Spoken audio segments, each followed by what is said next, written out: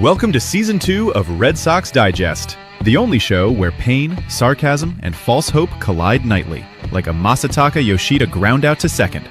We break down every loss, every meltdown, and the occasional win, with sarcasm, facts, and no front office spin. Subscribe today at RedSoxDigest.com, or keep wondering how a wildcard team spent an entire offseason avoiding power hitters. And now, here's the crew at Red Sox Digest.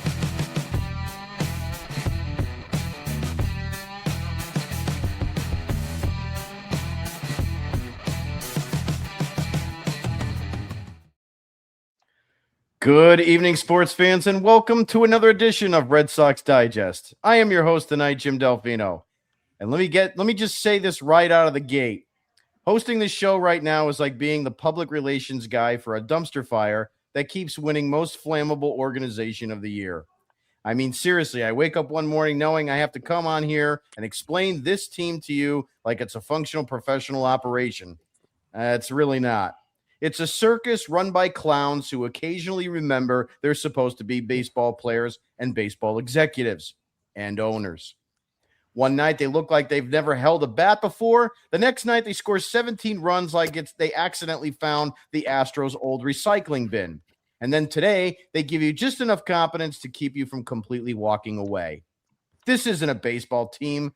It's an emotional manipulation. And I'm the idiot standing here every night trying to translate it for you like it makes sense.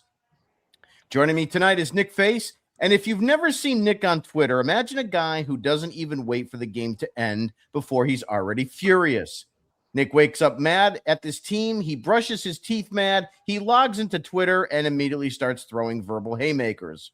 He's calling people out like it's open court, screaming about ABS challenges like it's a federal offense, and asking how long we have to sit through the Brian Bayo experience like it's a hostage situation. And honestly, he's not wrong. Nick's not here for development. He's not here for patience. He's here for accountability. And if that means rebuilding the entire roster between innings, so be it. Joining me next is John Martinello. John is the only guy still trying to apply logic to this disaster. He's got spreadsheets, expected stats, projections. Meanwhile, the Red Sox are out here performing like a broken slot machine. 3 runs one night, 17 the next, 5 today, and John's sitting there like, well, the variance. No, John, this team isn't variance. It's a personal attack. And joining us tonight, Curry Mitchell, the Texas Red Sox. This guy is out of Beaumont watching this team like it owes him money. 1 minute he's rallying the troops. Let's get some runs, boys. Next minute he's ready to flip a table because he stranded 2 runners like it's part of the game plan. And my favorite thing about Curry, he already knows the outcome based on who's coming out of the bullpen. That's not pessimism. That's pattern recognition. And that's survival. Let's get into it. Your Boston Red Sox take 2 out of 3 from the Orioles. And somehow I feel less confident about this team than I did before the series even started. Game 1, you didn't even get a chance to settle in. Gunnar Henderson leads off with a bomb. Adley Rutschman starts launching missiles. And before you can blink, it's 4-0, and you're already thinking about turning the TV off. Pitching gets destroyed, offense disappears, and the game is basically over before your first drink. Game 2, 17 runs. Yes, 17. You scored 10 runs in the 9th inning, like you're trying to make up for every offensive failure of the last 2 weeks in one frame. Connor Wong clears the bases. Monasterio hits a grand slam. Durbin hits his first home run off the hot dog vendor. Contreras launches bombs everyone eats. And you're sitting there thinking, where the hell has this been? And then today, a 5-3 win that actually looked like a real baseball team. You manufacture runs. Contreras comes through again with a 2-run shot. Rafaela is flying all over the field. Mayer drives in a run. You build a 5-1 lead. Pitching gives you something. Bullpen doesn't completely implode, and Chapman shuts it down. And for a few hours, you almost feel normal watching this team. And oh yeah, I almost forgot. There's a new manager. In case you've been living under a rock lately, Chad Tracy. Welcome to the chaos. This guy walks in and immediately he gets handed a Game 1 disaster, a Game 2 offensive explosion, and a Game 3 competent win. That's not a transition. That's psychological warfare. And you can hear it already in his interviews. Accountability, energy, fundamentals, all the things this team has been allergic to. And you know he's looking around thinking, what did I just walk into? And now let me talk to you for just a brief second. Because if you're watching this team every night like we are, you're exhausted. Not because they lose, but because you can't trust anything. You don't trust a lead. You don't trust a bullpen. You don't trust the offense to show up again tomorrow. You don't trust anything. You saw 17 runs and thought maybe they figured it out. Then after that, they fire their manager and coaching staff. And then today you watch a solid win, and you're sitting there thinking, yeah, okay, but for how long? Because that's where we are. A team that wins a series, and you still don't believe in them. A team that shows you flashes, but never gives you consistency.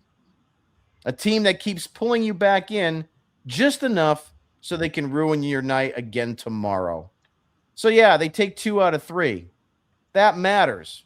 Don't lie to yourself. Nothing is fixed. Nothing has changed. They didn't turn a corner. They spun the wheel of fortune, and this time it just didn't land on disaster.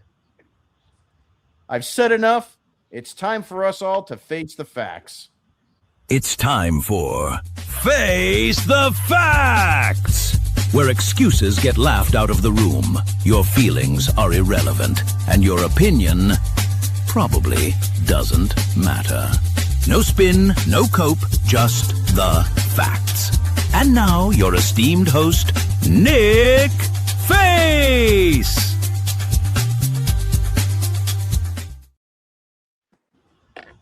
Tonight's word of the day is brought to you by John Henry. Coward. No, not Cowardly the Lion. Coward, as in John Henry, the owner of the Boston Red Sox. I don't know about you guys, but breaking down everything that happened from last night and into today and everything, are you guys like mentally exhausted? Because I am. My head hurts. It's spinning because there's been so much going on. You've had so many firings, figuring out what Jason Varitek's going to be, figuring out what Sam Kennedy and Craig Breslow were going to say today at the press conference, having a game, seeing what Chad Tracy's going to do, seeing what the lineup's going to be about, and getting us now into Sunday night to kind of wrap up the weekend. This last 24 hours has been pretty difficult to digest and pretty incredible in terms of, I think this is the biggest thing that's happened to this team since we won the 2018 World Series. So that's what, 8 years, pretty much 8 years ago. That is absolutely pathetic to even have to say that statement. I have been doing, to preview some of our shows before the night, I've been doing these lives just to kind of give you my reaction, my interpretation of what's been going on. So if you didn't get a chance to see that earlier, you'll get a chance to see my reaction from the press conference and everything. And I have some more to add on from that and then into the game today. The biggest thing from looking at that press conference today, again, to take it back to go backwards here a little bit, is John Henry. I open it up tonight by saying coward. John Henry was the one that flew these guys out, flew that coaching staff out of here and fired them and everything. He was in Baltimore and he was around this team when this whole thing was going on. You can say all you want that he pays Sam Kennedy to be his little weasel and Craig Breslow to be his little puppet. You are the owner of the Boston Red Sox. Grow a sack and sit there and face the goddamn music. I am insulted as a Red Sox fan that my owner from my team that I love and I'm passionate about and care can't sit and answer pretty basic questions to people who are infuriated about the direction that this ball club has headed. If you don't want to own this team anymore, John, get the hell out of here. Because myself and others don't want an owner who doesn't give a shit. And that's what you have done to your fan base. You have stuck your finger at our faces and said, I don't care. I'm going to take your money, and I don't care what anybody else has to say. Tone deaf. I'm stunned that he couldn't sit there and at least be a part. He hasn't spoken in 6 years, guys. 6 years since Mookie Betts trade. It is criminal what this guy has done. And then you got Tweedledee and Tweedledum at their press conference trying to duck questions. There they are. The members of the Ringling Brothers and Barnum and Bailey Circus right there. And mind you, they're so cheap, guys. They couldn't even bring a Red Sox background. You imbeciles. Look at that. The friggin' Orioles background is back there. That is just disgusting. Oh, well, we forgot it. We're just going to use the Orioles. I'm sure they love the PR for MedStar Health. We're all going to need health packs after this friggin' week that we've had to deal with these jackasses. As the press conference went on, we heard it pretty clear that Sam Kennedy said, this is Craig Breslow's decision. Craig Breslow is the one that fired Alex Cora. You hold all the cards now, Bozo the Clown, because your ass should have been out of here too. Yet Bozo the Clown, he's still driving it. Brez the Stiff, here he comes. Honk, honk, honk, honk. And now we have to stomach what this is going to be with this jerk. As the press conference wrapped up, there were more questions that people wanted answers to, and we really didn't get much. One of the ones that really stood out to me tonight during this morning, was Alex Cora given a choice to fire some of his coaches and stick with the team?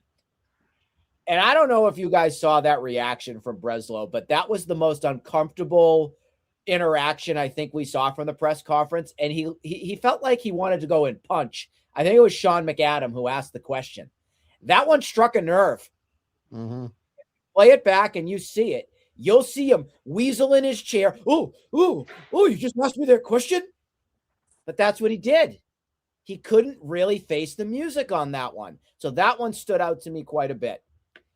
After the press conference went down, we got the opportunity to hear more from Cotillo and other members of the media that it was Craig Breslow that was speaking with the team and Chad Tracy.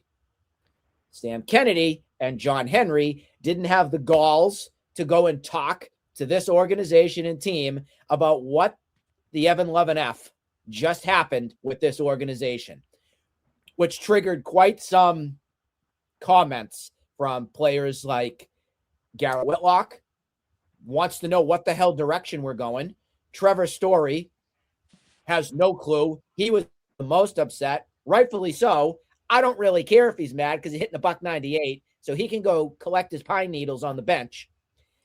And then the biggest sign of all, the one that we still can't figure out why in the living hell he's still here, Jarren Duran. Jarren Duran in the clubhouse was asked if he wanted to speak, and he's changing all of his outfits and everything, and he gave a death stare to all the members of the media and made 21-year-old Roman Anthony have to answer the questions and be the veteran in the room. Shameful. Absolutely shameful. This club has no leader. It has no heart. It has no passion. Under no circumstances should Roman Anthony have to be answering questions about what just went down. Take a step forward, grow a pair, Duran, and finally be a player who can lead and set an example instead of being a little bitch. We also had a game today. Red Sox won 5-3. I was very happy with Conley early from the start. They got the win. They take 2 or 3 from the Orioles. And all I'm going to say right here is, after my little face-to-facts monologue, looks like the fired coaching staff is enjoying a nice, fine dinner in the North End. Thumbs up, guys. Thumbs up. Except for Veritek. Veritex Correct. thumbs down. Yeah. Like that guy in the Mets scheme, the fan. Yeah, it's interesting you brought up Whitlock, too, just to bring that up here. Red Sox players were not given the chance to ask questions during the team meeting with Breslow, Kennedy, and Henry in the room. Whitlock said, and I quote, "They made it very clear that we get paid to play baseball and we need to focus on playing baseball." What the F is that? I mean, that is just absolutely why would you, if you're a free agent, why would you want to come here after reading stuff like this? This is a toxic team. It's not just a toxic environment, it's a toxic team with toxic owners. And it is sad that John Henry, Tom Werner, Larry Lucchino, and that Mike guy that we never hear about, this ownership group that has 4 world titles after 86 years of heartache and pain, will leave this team someday hated more than any ownership group in the history of this organization, in my opinion. It's just bizarre. Face the Facts word of the day is brought to you by Anger Management for Red Sox fans, because screaming at your TV, your phone, and complete strangers on Twitter isn't technically therapy, but it's close. Sign up today and get a free stress ball shaped like the Red Sox bullpen. And now it's time to move on to the Martinello Minute. And now the part they don't want said out loud. No spreadsheets or corporate spin, just the truth, raw and impatient. This is the Martinello Minute. Well, Nick hit on it with the press conference, so I won't bring that up anymore. But fellas, welcome to the Chad Tracy era. 500 managerial wins today, including an undefeated MLB record. Guys, I had a ton of fun watching this team play baseball today. They worked long at bats, they ran the bases, they hit for power, they played defense, and most importantly, they won the game. It's the first series win since they were in St. Louis, and even though the record's still in the gutter, I feel like I took a breath of fresh air watching this team play baseball today. We saw something different. I guess a more motivated group of players out there. Nick said it already. Connolly early gave us another quality start. 6 2/3 innings, 4 hits, 2 runs, 1 walk, and 4 strikeouts. Only damage that was done on him were 2 solo homers on front door breaking balls to a couple of lefties. I've said it 100 times before, solo homers aren't going to kill you, and especially not when your team actually produces some offense. Wilyer Abreu, I think, stood out today.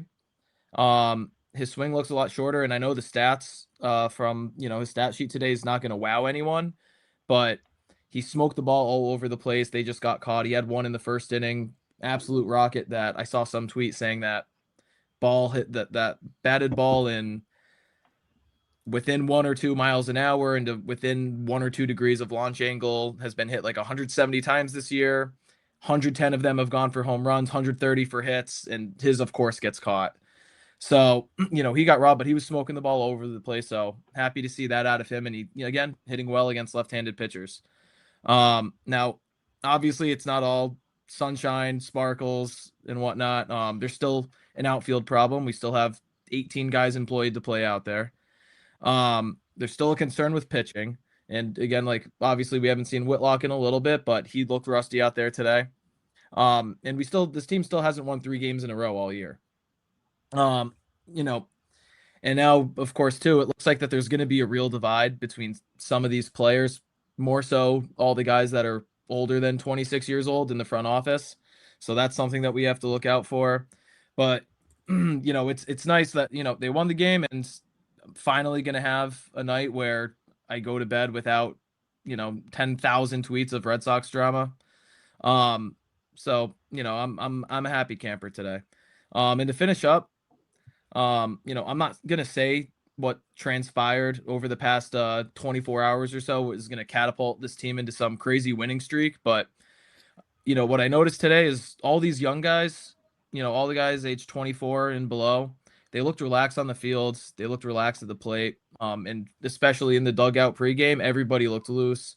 Everybody had smiles on their faces. So, maybe Chad Tracy being here is, kind of that motivating factor that, all these young guys that this team's going to have to rely on really just, makes them comfortable and they start producing.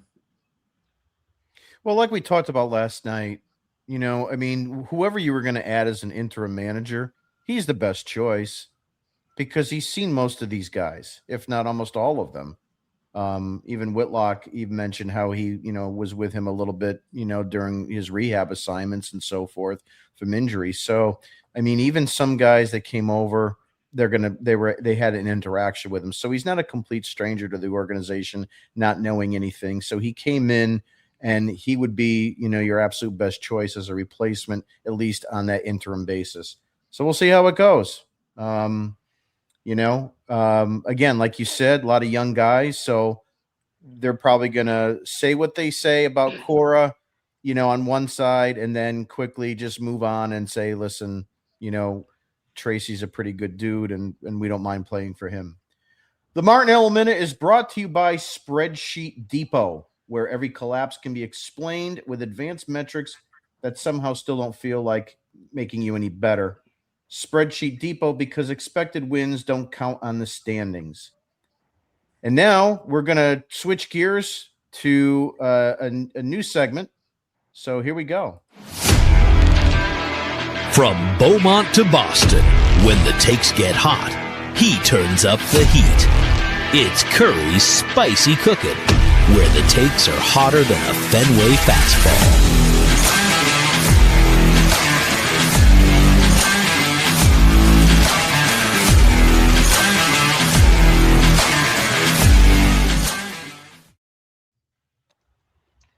What up, guys? John, you won't say that this is going to put them into a winning streak, but I will. Curry Spicy Cooking take is they will make the playoffs this year. Look, I've been looking at this. I've been wanting Core gone for years. Hein Bloom, he never got to pick his manager. Breslow hasn't gotten to pick his manager yet. I think Cora has been the poster boy for John Henry and them for too long. It wasn't getting it done no more. So I think with this change, we'll have some little hiccups along the way. But I think what I think's coming is Breslow's going to start making trades. Now that he knows he's gotten Cora out of there, he knows his job is on the line. And now that he knows his ass is in the fire, he will get stuff done to make this team better. I think he's been hesitant to do it because he did not want Cora to succeed. We go years, even the same time Bloom.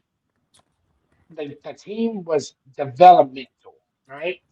Cora wasn't all about that. He was about getting the older guys more chances when he shouldn't have. You got a breath of fresh air.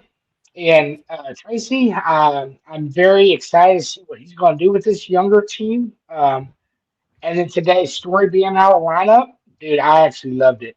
I've been a big fan of TS10, but this year he's been garbage.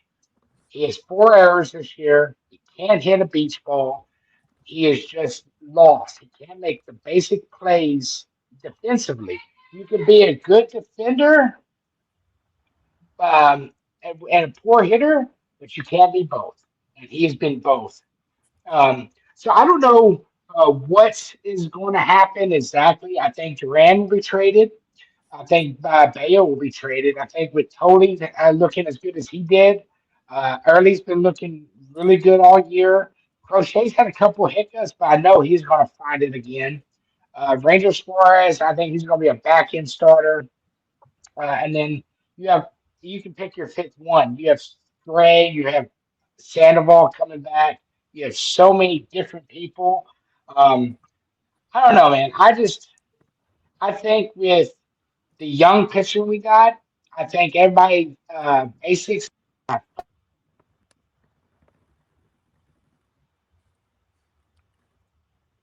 we lose you, Curry? It looks like we lost him a little bit. Maybe some technical difficulties. Yeah, sorry. I'm back. It was Okay. too spicy, apparently. Too spicy. I had to run to the but bathroom quick.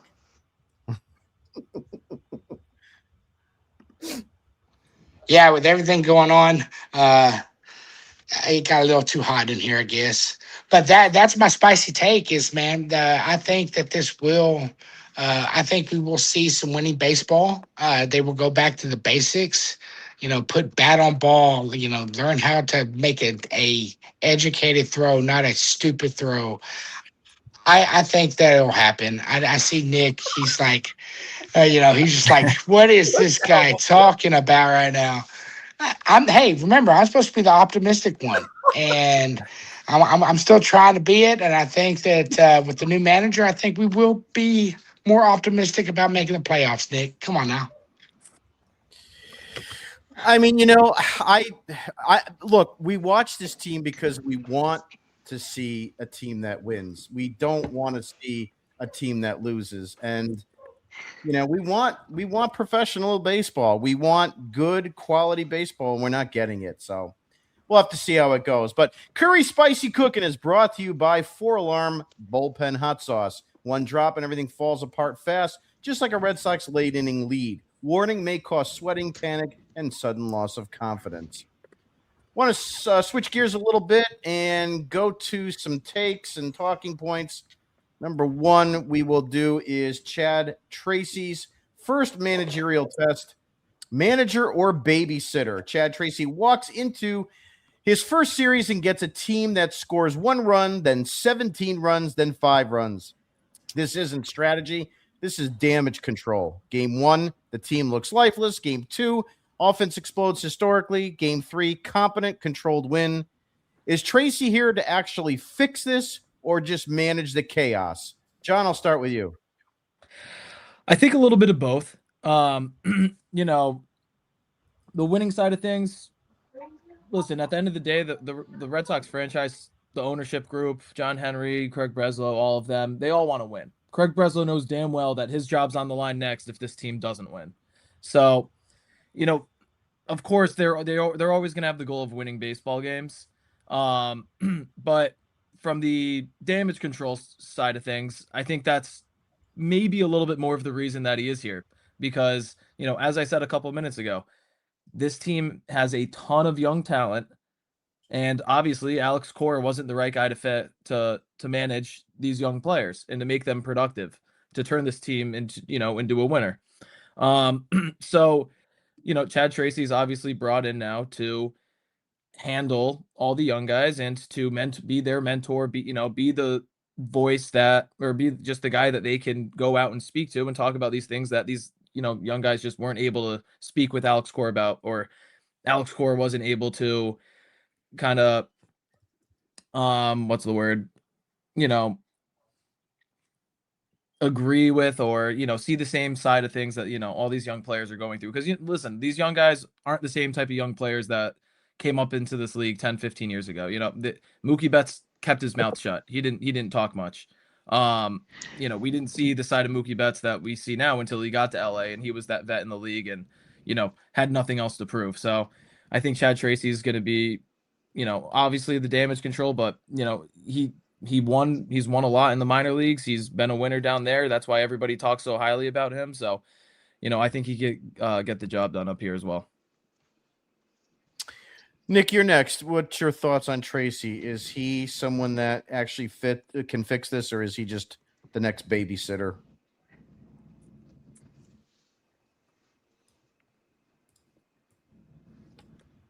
Nick, you're muted. I think you're muted, Nick. How about now? Yeah, there you are. How about now? Okay. Yep. I guess nobody wants to hear me saying babysit. Okay, fine. That's what I did all last week. I think that he's there because he has a connection and the players know him. I think that he is trying to make sure that he can keep chaos at helm and make sure this team doesn't fall off the Titanic, in all fairness. I think he has talent. I just don't know if the team is going to give him much of a leash or whatnot to continue, because I think deep down they want somebody that has more experience. I do. I'm still going to throw some names into the ringer. Mike Lowell is my choice. That's my choice. I'm going to ride with that. I think that would be a tremendous number one PR move, but I do think that Mike Lowell would have what it takes. I don't want to hear people say, "Oh, what experience does he have?" He does coach in Puerto Rico. He has at least some of that experience before. Prior to when I had put that tweet out a couple weeks ago, people started coming at me saying, "Oh, well, he has no experience." Well, you could have said the same thing to Alex Cora. He was a bench coach with the Astros. He was the head conductor of the orchestra going on over in there with the Bang Bang team. So I don't really care about the experience level of something so long as the guy is smart, has a good relationship with the players, can understand some of the fundamentals, and bring a winning culture back here to Boston. Another name that you may love, Jim, this is one of your favorite players. It's Dustin Pedroia. Pedroia, in a way, is like a liaison for the team. I think there were some quotes directly coming from Dustin Pedroia regarding Alex Cora being out that we saw in the past 24 hours.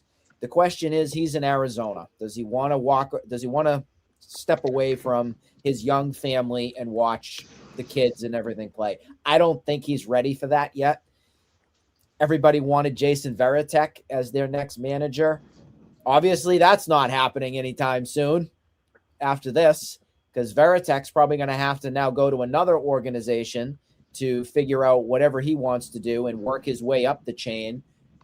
Maybe 10 years from now, after Varitek maybe has some experience, he would come back or something like that. But that ship has sailed. We're done on that front. I think right now, Chad Tracy will be fine. I'm just really curious how long of a leash and how much rope they give him. Because in my point of view, I feel every single call is coming from Sam Kennedy and Craig Breslow and the nerds. This is not coming from Chad Tracy. Like that lineup today, that came from Dumb and Dumber right here. This is what your lineup card's going to be. This is how it's going to be. I am curious once Story gets back into the lineup. They play again, tomorrow against the Toronto? Or do they have a day off? Oh, they do play Toronto. Straight to Toronto.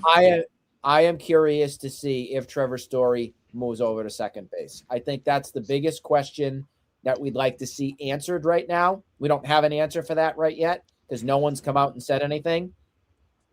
If Chad Tracy does put Trevor Story at second base, I see a guy that could have potential to be a long-term guy here if that was his decision. I don't know if it's going to be that like that. I think Craig Breslow and Kennedy are telling him, again, this is who you're playing. This is what it's going to be. And we'll see. Well, I mean, the bottom line here is that these two obviously are in bed together, in this whole situation. And it was very funny. You brought it up earlier, how when they asked Sam about how this all transpired, he completely deflected to Breslow on the firing to take all the heat. And that's Sam Kennedy. Sam Kennedy is a snake. I don't understand why Tony Maserati says he's a nice guy. He goes out of his way to say he's a nice guy. In my opinion, he's a snake, and he will do whatever is necessary to deflect any blame. He'll say the right things to the fans. He'll say the right things on his interviews because he's very polished in doing that. He's not real. He's a robot.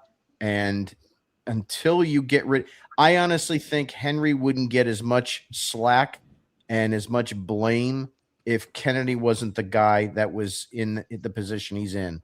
Because let's face it, ever since Larry Lucchino was gone, there's been a complete organizational change in this team. And when he left, it changed because Kennedy became the CEO and he started running the Red Sox, and it's been brutal since. Say what you want about 21. I don't give crap about 21 because no one is even there from that team. In fact, no one's left from 2018. Now that Alex Cora is gone, no one's left from 2018 either. So That's just my feeling on that. Curry up, you're last on this. What is your thoughts on Tracy? Is he going to be a good manager? Is he a fix it manager, or is he just going to babysit for the rest of the season? I think it's going to be a mixture of both. I think it's going to take him a couple weeks to get fully in swing of things. He's going to be putting out some fires between the ownership and the players right off the bat, especially with what we've been hearing from Whitlock and others. I think, but once we get past it, I think he'll start really being a good game planner and he'll get them back to the basics. Drive line, maybe he'll do less of that. You look at what they are doing in the Woo Sox, they're hitting really good. Like he knows a thing or two, and he does half and half. He does drive line, but he also does the fundamentals of baseball. He's not heavy on one side or the other. He's a good in the middle, where you need to be. Now, I think eventually he will be a spark, and this team will start winning. You saw it today; they're running more, which is something they only had 16 stolen base all year, and today he had 4. Should have had 5. John Portman made that comment earlier. Should have had 5.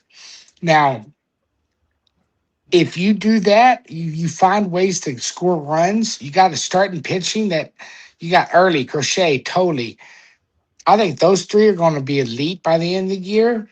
And you see what you do with Ranger Suarez, and you see what you do with Gray or whoever else.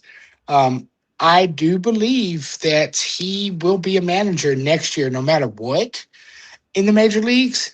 It just depends if it's going to be the Red Sox or not. No matter what happens, I think he's going to put this team together, and he will be either stolen by some other team, or the Red Sox will be like, you know what? Give this guy the job. And I do believe that, truly. Yeah, it's a good takes. Look, everybody who knows me knows I am not an Alex Cora fan. I never was after 2018. And as the years went on, you just came to realize it was just a juggernaut they had in 2018. And my cat could have probably won a World Series that year. But, 1 second, John. But the bottom line is that it's a breath of fresh air. I like to see what he could do. I'll give him a chance. I mean, let's face it. This team wasn't giving anybody the feeling that it was going to go anywhere. It was just going to putt around at a 400 winning percentage. I mean, you were basically hoping on a wing and a prayer for a 10-game winning streak like last year.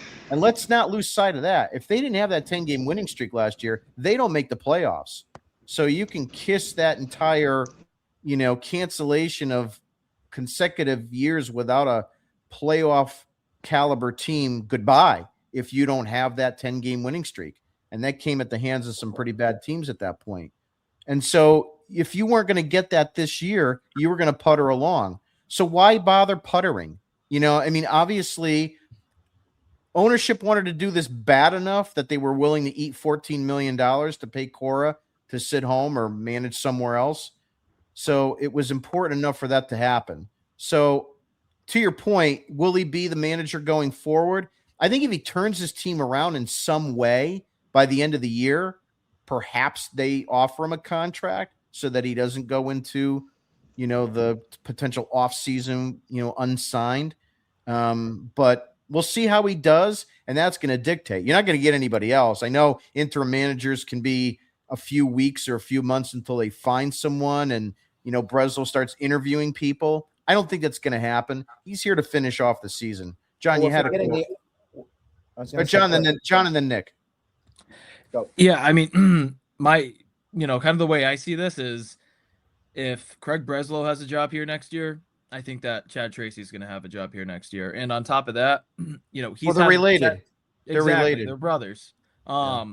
And Chad Tracy's he's had opportunities to leave this organization. I think it was either last year or 2 years ago. He had offers for bigger roles with major league teams, and he turned them down to be here in the minor leagues. So, obviously there's some sort of soft spot for him being here.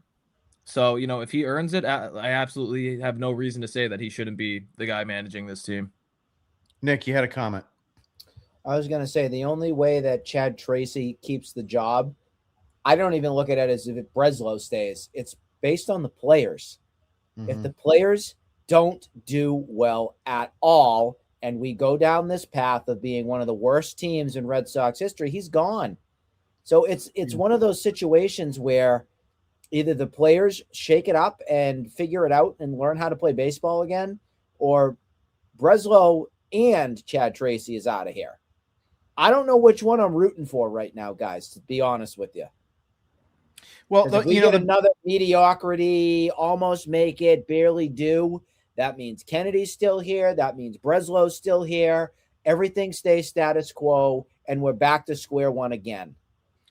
Well, here's the problem. Regardless of all the personnel changes that they made, it goes back to Alex Cora's famous saying, the roster is the roster. You haven't changed any of the personnel that's playing on the field. And if they don't get anything out of those guys somewhere down this road quickly, then you're right. Tracy will be gone at the end of the year and they'll have all off season to start interviewing. But, at the same token, let's start doing the little things right. Like defense. I mean, that's something that can be taught. Whether it was Alex Cora's indignancy of not wanting to do it or defiance, if Chad Tracy comes in and says, yeah, we need to work on this defense, and he starts doing more drills, fine. As far as pitching, there can be some tweaking there. Can he find some mistakes with the hitters? I mean, we know Duran has kind of redone his stance a little bit, and the early returns have been good. So if you can do that with someone else, maybe stop having Durbin try to, launch every single ball as a home run and just be a slap hitter so that he can make it on base and stop creating more outs than, get his on base percentage over 200 for crying out loud. If we can find a way that Chad Tracy can bring out the best part of the players and have them work to their strengths, that's what they need to do. So we will see how it goes. It's time for pitching probables. So we're going to go into looking at the schedule. So tomorrow, the Red Sox will be in Toronto, north of the border. And Monday, April 27th, tomorrow, your game is a 7:07 p.m. start. It's Ranger Suarez against Dylan Cease. On Tuesday, April 28th, a 7:07 p.m. start. It's going to be Peyton Tolley against Trey Yesavage. And then on Wednesday, more of a getaway day game again, is going to be April 29th, a 3:07 p.m. start. And that's going to be Brian Bayo against Max Scherzer. Monday is supposed to be on Nesson. Tuesday, Nesson Plus.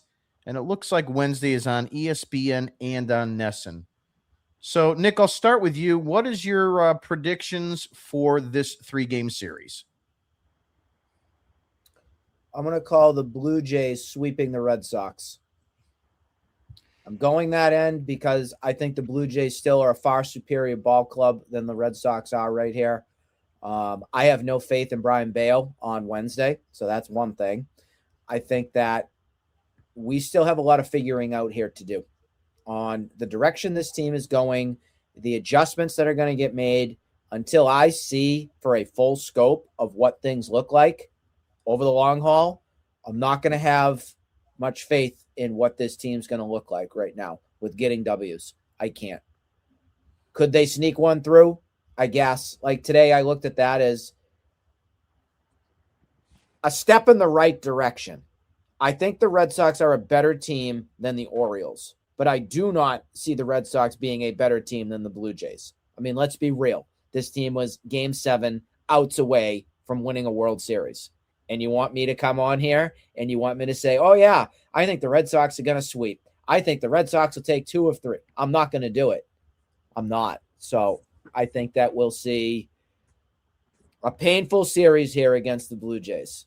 I think the one bright spot you may see is I think Ranger Suarez will be potentially one of your guys that will be okay in this outing. It's going to be a matter of getting the ball to him and getting enough hits, because I like that Blue Jays offense still a whole lot more. I know they're 12-15. It hasn't been a smooth start for them, but neither has it been for the rest of the league. So let's see what happens. But I am going with the Blue Jays with a sweep here. So I'm going to go with the Red Sox winning 2 out of 3, which I can't believe I'm going to say that, but I like You're the out of your mind. Yeah, I know I'm out of my mind, but I like the matchups because Suarez against Cease, I like that matchup. Savage is good. I like that matchup against Tolle, but I really believe you should beat Scherzer. I don't think there's any reason that you shouldn't. So I'm almost chalking that Wednesday game up to the Red Sox. I know it's Bayo, but you should be able to destroy Scherzer. So I'm going to go 2 out of 3. John, your predictions for this week's series. Yeah, Nick, if you thought Jim was out of his mind for 2 out of 3, you're gonna love what I have to say. I got the Sox sweeping. Listen, Suarez versus Dylan Cease. Red Sox historically have done a pretty good job against Cease. We'll see how it goes come Wednesday or Thursday night. Dylan Cease, he's been pitching great. He's been really the only bright spot for Toronto so far this year, but historically, Red Sox have hit him pretty well. They've struck out a ton against him, but they've also hit him. I think it's a 288 clip they've hit against him. Obviously, the hitting coach that has had the Red Sox hitting well against him isn't here anymore, but that guy stunk. So, not much to say there, but Ranger Suarez, looks like he's turned a corner a little bit. I think he's going to go out and just keep doing what he's done his last couple outings. Game 2, Tolle versus Savage. Savage is probably not going to go too deep into this game, considering it's his season debut. So, I'd expect the Red Sox to, probably be facing the bullpen by the 5th inning at the latest. And Peyton Tolle, listen, if he's going to be the guy that he was last year and have that one ridiculous start at Fenway Park and then, lose his command of everything outside of his four-seam fastball, then he's going to get knocked around. So that game, if that's the one I'm actually a little bit skeptical on. And then game 3, Max Scherzer versus Brian Bayo. Red Sox, again, have smacked around Scherzer his entire career. Red Sox batters against Scherzer all time hitting .302. So, how much does he have left in the tank? He's pitching. He actually has a higher ERA than Brian Bayo does right now. So, Bayo, I don't have faith in either, but if I gun to my head right now, I'm picking Sox to sweep the series. And then, last thing I want to hit on, these are the players that the Blue Jays are without right now. Nathan Lukes, George Springer, Alejandro Kirk, Brendan Little, Addison Barger, Cody Ponce, and Jose Barrios, Anthony Santander, Yimi Garcia, Shane Bieber, and the list goes on. That a lot of guys in their offense that they rely on heavily. Alejandro Kirk, George Springer, Addison Barger, they're all out. You're not going to see them. So we're going to see a diminished version of the Blue Jays, which that's what everybody's been seeing this year, and the record is worse than yours. So I got a Red Sox sweep. That's a tough, tall tale. I don't know about that, but Curry, what do you got for this series? I'm with you. I got Toronto. The Red Sox beating Toronto 2 out of 3. I got the Suarez game is going to be a 50-50, but Tolle will win. Bayo's going to lose. And then Ranger Suarez and Dylan Cease, it depends on which ones you get of Ranger and which one you get of Cease. If Cease shows he can be elite, if you get that Cease, we're screwed. And Ranger Suarez also showed signs of being elite. At that point, it might come down to a bullpen. But yeah, I do think with the changes that happen, I think this team will be fired up going into tomorrow, and I think they take 2 out of 3. Yeah, we'll see how it goes. I mean, I think the matchups are pretty good. We got some crap against crap and some good against good, so we'll see how it goes. Time for comments. And Groovy Weenie says he loves the Martinello Minute. Everybody loves the Martinello Minute. Make sure you go on our website and pick up click on the store, and you'll be able to get your own merchandise for the Martinello Minute. But as far as the Red Sox winning 3 out of 3, John, I think this would make sense for all of us right here. You're quick with the gym. I'll give you that. Yeah, Not bad. Nick, not too bad, right? Yeah, see? All right, yeah. All right. Jim, So haven't you heard that old phrase, when you do it once, it's funny. When you do it a second time, it's funnier. Yeah, but this is with John. Oh, that's true. Yeah, see, sorry, John. I didn't realize that was you there. No worries. Well, see, I was looking at the broomstick instead. All right, so before you start making comments, you got to open your eyes, I guess. Ooh. Josh says completely agree with you, Groovy. Everybody loves the Martinello Minute. John, you look unconvinced by that take. So I don't know which one he's referring to, whether it's the sweep or not, but I don't know. Groovy Weenie says too much spicy curry. I don't know. He's only been on the show once this year, once last year. Let's give him a chance. If you don't like the heat, get out of the kitchen. Listen, No, he says he likes the new segment. It's pretty good. Hopefully we get a little more consistency there.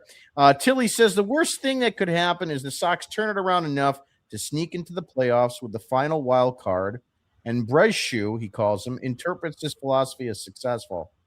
You see, that's what you got to worry about. The Red Sox are building a roster with the hopes of sneaking into that third wild card, because the idea is why spend the money and be a top 3 a top 3 payroll team if you can be hanging around in the 12th hole and just qualify for the playoffs. I mean, that's what they want to do. Groovy says he knows these guys better than Cora did at this point. I think it's true because he spent a lot of time, Tracy, with a lot of them. So we'll see how it goes. If they were to move Story to second, you would have seen Mayer at shortstop today. I was questioning that too early on. I said, why not just put Mayer at short instead of Monasterio? But maybe there's just something to it, being the first game and not really like ruffling enough feathers with Story already making his comments. Maybe he kind of wants to talk to him today or tonight. So we'll see how it goes, but we'll know obviously sooner than later. Matt says all they do is lie to you, and it pisses me off this organization has come to that. That is all they do. I keep saying all the time, the only time Sam Kennedy is lying is when he opens his mouth. We wrote back to Tilly, no, because Story was not in the lineup today. Yep, we got that. Matt also says, blows my mind that Breslow isn't gone either. Well, they're talking about the fact that he's redone this pitching development program and that we're seeing dividends. I'm not sure what those dividends are outside of Tolley and Early, but if you want to give him some credit, that's where it's probably the biggest. And, he and Bailey are pretty close. So I'm also still surprised that Bailey survived this, but just goes to show you that this was all on Breslow because he picked his guy to keep, and that was Bailey, and everybody else pretty much is gone. There's a lot of former players too that are shocked I wouldn't say shocked, upset that Breslow's wasn't a part of that, all these firings. Oh yeah. Waka Waka says Red Sox are trying to play like Tampa Bay, which will never work for a big market ball club. It never has. I mean, Tampa Bay has never won anything. So that just goes to show you. Matt also says there's also no one that wants to take the job as manager if the Sox if Tracy doesn't work out. Yeah, I mean, what are they going to go through? Another 10 or 12 managers or something like that? I mean, anybody that's going to come here is going to say, why would I want that job? I'm going to have it for a year or two. I mean, Cora was here for 7-8 years, but that's not necessarily a guarantee. Chris says this is sickening. Waka Waka again. You Savage will be on a pitch count. He's coming off the IL, right? So he will be on a pitch count. So maybe you get lucky there, and he's not, not so crisp. Kind of caught me there with fake name. I'm not going to put that one up. I hope they do. Demetrius, Alex Cora sucked. He's a cheater and the worst analytics coach in baseball. Why is slow overrated Roman at leadoff? I'm not quite sure about that. Anymore. Yeah, I mean, he was in the third hole today, which I think is where he needs to be. I agree. If you go back in the early 2000s, that's when your number 3, number 4, number 5 hitters was your heart of the order. The little bitch boy needs to be in the leadoff spot. And if he doesn't do it, get him out of here. Yeah. Matt also says Bayo shouldn't be in the rotation. You know what? He's basically one more bad start, I think, from being removed because he's got I start to think maybe this isn't a showcase for Tolley as much as it is going to be a showcase for Bayo. Because if Tolley goes out and shoves the next 2 starts and Bayo doesn't, how do you send Tolley back? I understand he's got options, but his clock is cooking too. So Bayo's got options too. I know Bayo's got options. I mean, I understand they're paying him, but if you want to put the best rotation out there when Gray comes back, maybe Bayo's not part of that answer anymore. Dimitri says Red Sox are on the come up. Just make Veritek the manager. He's gone. So he's not. That's not happening. But we'll see how it goes. Chris also says the quote about firings that was changing your shirt after shitting on your pants was on point. It's true. I was talking to the guys earlier. I thought I had something like that in yesterday's, but I couldn't find it. Groovy says always so positive, John. He is one of the positive guys on this podcast. Leave it to Nick and I to be the guys that tell you to get off our front lawn. 1 of 3 against the Jays, says Matt. I mean, look, I'm taking 2, but it's close. So we'll see. Waka says Scherzer has a 9 ERA. Yeah, he's been brutal. He's been absolutely brutal. He probably should just hang it up while he could go out on top, so to speak. I think he's chasing something right now. Let me look at it. Is it strikeouts or innings? It might be strikeouts. Let's see. What's he at here? I mean, his Ks are at 3,400, 3,499. Oh, yeah. So 3,500 strikeouts is 1. Where does it place him? All time? I don't know. Let me just see if I can get something up that shows that. 35. So he is currently number 11 at 3,499. So he cracks the top 10s pretty soon. Yeah, number 10 is 3,509. So it's 10 more strikeouts with Walter Johnson. And then 35-34 is Gaylord Perry. Funny enough, Verlander is 35-54. So he's about 50 away from being in the 8th spot. So it's Nolan Ryan, Randy Johnson, Clemens, Steve Carlton, Burt Blyleven, Seaver, Sutton, Verlander, Perry, Johnson, and then Scherzer. So he could easily, with a full season, knock himself into the 6th spot. 6th spot. He could definitely get into the 6th spot if he has a decent season. So that's got to be what he's trying to do.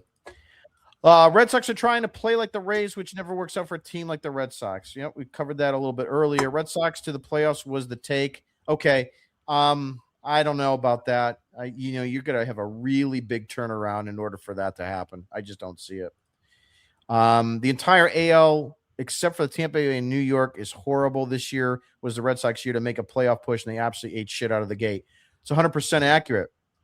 We said this last year that the AL was wide open. That was the term over and over again, and the Red Sox had an opportunity to capitalize. They didn't capitalize enough.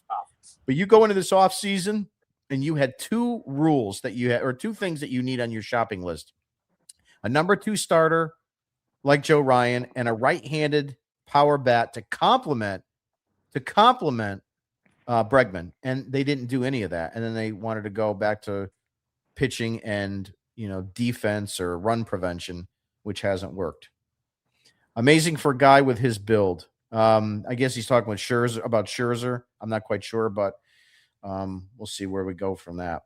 I think that's going to wrap it up tonight. So I'd like to thank Nick, John, and Curry for being on with me, as well as everyone that has had a comment on the show. We appreciate it. And if you haven't gone to RedSoxDigest.com, please go ahead and do so that you can sign up for one of our services there, where we go and send you an email every day with the game from the night before. I write an article each and every night, and then usually comes up the next day in your email. Kind of more of like a sarcastic rant, more so than anything, especially on days where they lose. But I try to make it funny and captivating. So definitely go ahead and look into that if you'd like. We can also donate to our cause, which we appreciate. And you can even come on the show if you become a founding member. Other than that, we do have a star of the game option. I didn't do that today. I apologize for everybody. It's just been a little bit tough. And that is the star of the game sweepstakes. Bottom line here is that if you see this graphic on nights that we are online during that day, just go ahead in the comment section and write in who you think your star of the game is for that game. And you have qualified for a $100 MLB shop gift card at the end of the season. Nick, who's your star of the game today anyway? Oh, Conley early, 100%. Yeah. That's a guy that needed to come out, show composure, lead this team, and set an example, especially after what you just went through. He set the tone. And that's what I want to see more, especially guys in our lineup like Duran. That should be your tone setter of the game. And Conley early took that ball and did his job and executed a tremendous game, pitched through into the 7th inning. I mean, that's great. That's exactly what you want to see for him. I mean, for me, he's hands down our best starter that we've had this season. Yeah. I think the longest for this kid. Longest outing of his career today. Longest too. Yeah, he got into the 7th. Interestingly enough, longest outing of his career and a new manager. I mean, you know. Yeah, I saw a couple points. I do think that Cora would have pulled him earlier. I do. Mm-hmm. And he would have went to our buddy Greg. Oh, God. I can't stand him. That's going to be another thing that I'm going to keep a close eye on is how, Tracy runs this bullpen, because he did go to my other buddy today, Zach Kelly. And that kind of like got me. He should be gone shortly because May 1st, remember, Tommy Cayley, he is due up here with the big club. And he had a great thing today. I am expecting him up this week, 100%. How's he doing in the minors? Anybody know? Yeah, I saw a tweet today. I think he pitched, I think yesterday and the day before. I think he has 3 innings over the last 2 days, and it's, I think, 1 hit and 5 strikeouts and no walks. They have to give him a shot. They have to give him a shot. I don't want to lose him. I don't want to lose him. I don't want to lose him. Yeah, they got to bring him up. Bye, Kelly. See you later. Yeah, I agree with that one. I'd rather Weiser go than Kelly. I think you're right. I think you're right on that. Unless there's a phantom injury, does Weiser have options? Who cares? I don't care if I never see him again. He has an option. He has a ticket, buddy. Take it with the rest of the fired staff. Yeah, well, I mean, if that bus is still there, maybe they can get call the coaches for hire. Maybe there's a players for hire bus. I'll call them. They can go have dinner with Alex Cora and his crew. Gutless bullpen arms for hire. Gutless bums bus company.